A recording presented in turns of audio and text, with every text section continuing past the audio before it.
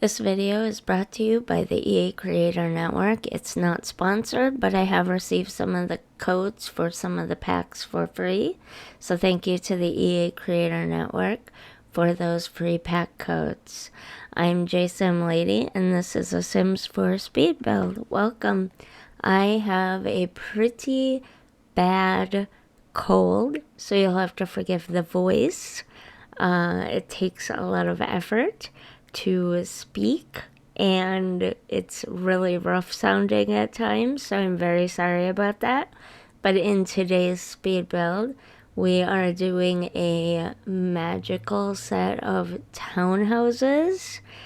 I tried to make them work in the concept of Glimmerbrooke, so like it's, I don't know, what is it, 4 or 5 lots in the middle of a forest somewhere.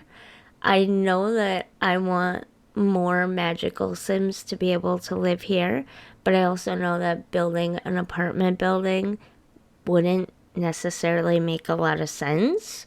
So I thought maybe doing townhouses in this way on this lot would make some sense.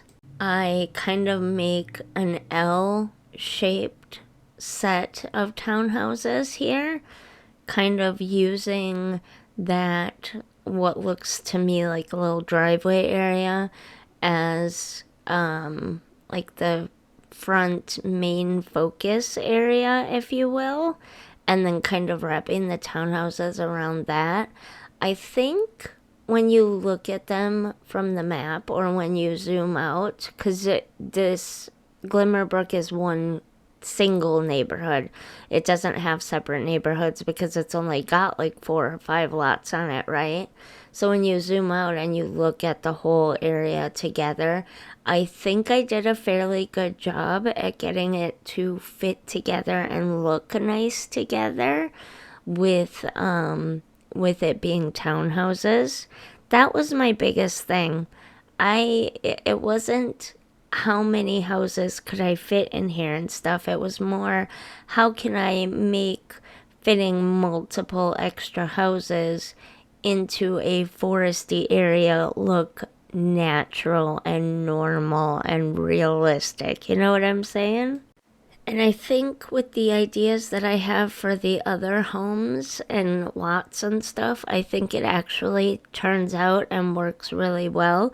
Kind of like how I built like this old Victorian type mansion in Forgotten Hollow for the vampires, but then split it up into, what was it, 3 different apartments, I think? Kind of like that. I want the buildings to look like they work and fit within the area and the context of the area, but allow for more Sims to live in this like little town area. So that's what I'm going for with these little occult towns.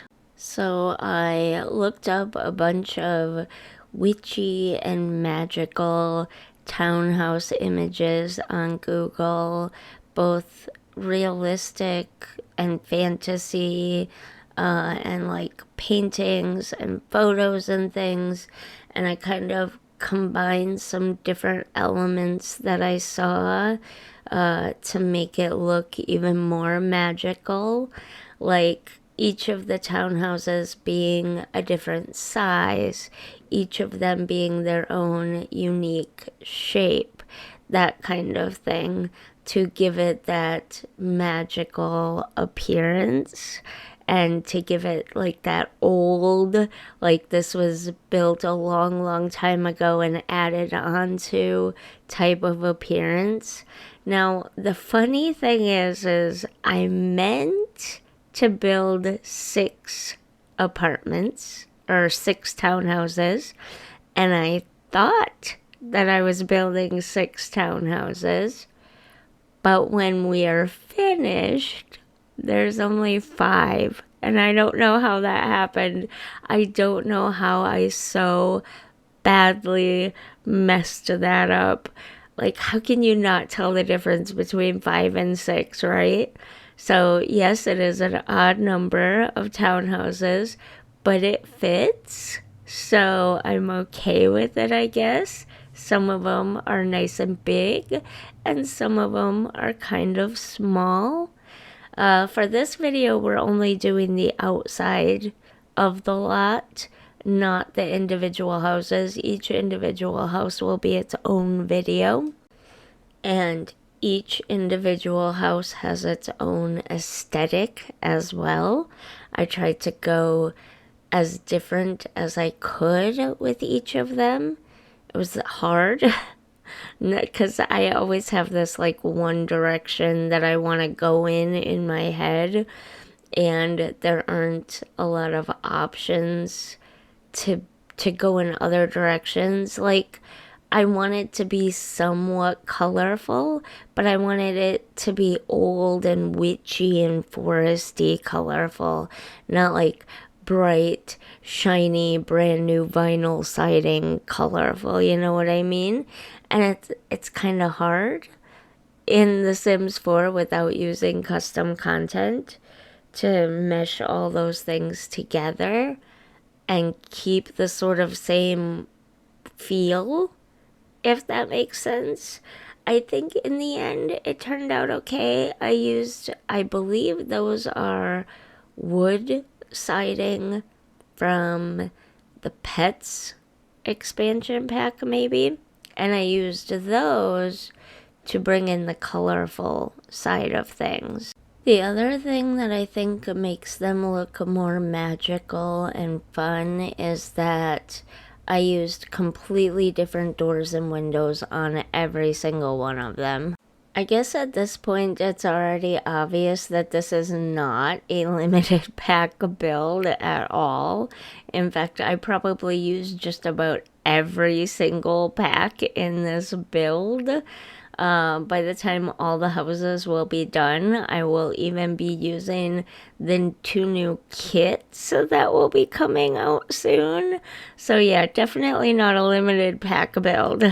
Believe it or not, the building of the townhouses themselves and picking doors and windows and all that, that was the easy part. This next part is the hard part. So, especially in that corner where the L shape meets the two side, right there where I'm building right now, that little front porch was so hard for me to figure out with those 3 doors there like that. I could not get it to look good. I think in the end I get it to look good enough, but it definitely creates a weird little space right there. And in the end, the 2 townhouses in the corner there do technically share a front porch, but I think it's okay. I think it'll be fine. I had some trouble deciding on that front like stone area, how I wanted it set up and stuff. At first I thought I would have it angled down and go over because of that weird like off lot like driveway thing, and I wanted it to line up, but at first I thought I would have it angled down and go over, but that looked funny. So then I added on to the townhouse on the end so it would just go straight down and match up. I think it turned out good in the end. I don't love everything about that area, and in the end you'll see in a few minutes I put a fountain with like some crystals and stuff, some frog fountain sprayers and stuff. To be honest with you, I'm not 100% sold on how that little front walkway area turns out, which you'll see here in a second. I should be, there we go. Okay, now I'm actually working on the little front area. I put a fountain there, like I was saying, with the crystal from the magical realm there, and some frog fountain sprayer things. I'm not opposed to it. Like, I will leave it there. It's fine. I just don't know if it's great. You let me know what you think. I can also turn that area into, I could take away the fountain and everything from that little spot and turn it into a little play area for children as well. But I don't know, maybe I could do both and I could upload them to the gallery as both, one with a little playground area and one with the fountain. But then which one should I include in the save file? Because I forgot to mention at the beginning of this video, this is a save file lot. It is for the save file that I'm working on, hence the massive amount of packs that I used. But I don't know. I'm not sold on that fountain. Like, I don't love it. I don't need it. You know what I mean? But also, I don't hate it either. And it might be good to have a playground there. But I can't decide. So you let me know down in the comments if you think it should remain the fountain or if I should change it at the end of this little series and turn it into a playground. There should be probably 5 more videos in this series because I plan on doing each house as its own video. So, yeah. This is going to be slightly longer than some of my other apartment build series, I think. Maybe not. Maybe I did it that way for all of them. Although typically I don't build anything bigger than 4 apartments usually. So, on another note here, looking at putting these banisters and everything up or whatever, I know I shouldn't be quite so picky about matching up the wood tones, like needing them to be identical, but there's just something really annoying about not being able to at least get them somewhat close, being able to get all the yellow toned woods at least semi in the same yellowish tone, all the red toned ones to be in the same sort of reddish tone. When you put them together and they are so completely differently yellow toned, it makes it like glaringly obvious and it just looks bad to me. Yeah, I could never quite match this area up right here, so I ended up going with the more yellowy yellow tone for the banister and the stairs, and the more browny, leaving the more brown neutral tone for the doors and the windows, because no matter how hard I tried, I could not get them to match up.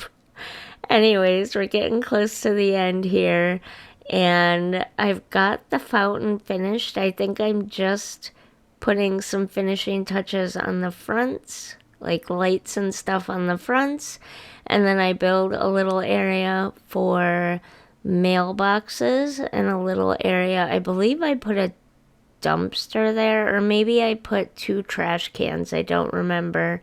We'll see here in a second. Oh, and I do a little bit of landscaping on the side there. Not a ton, because everything I tried to do kind of looked bad there. And I couldn't get the look in my head to translate into the game. So I ended up not doing a tremendous amount of landscaping here. Just very simple shrubs. And I put a few trees in the back as well. Not many, just a few to kind of soften that back corner there, blend it into the area around it. And if we leave the fountain, that's pretty much it for the outside of this lot.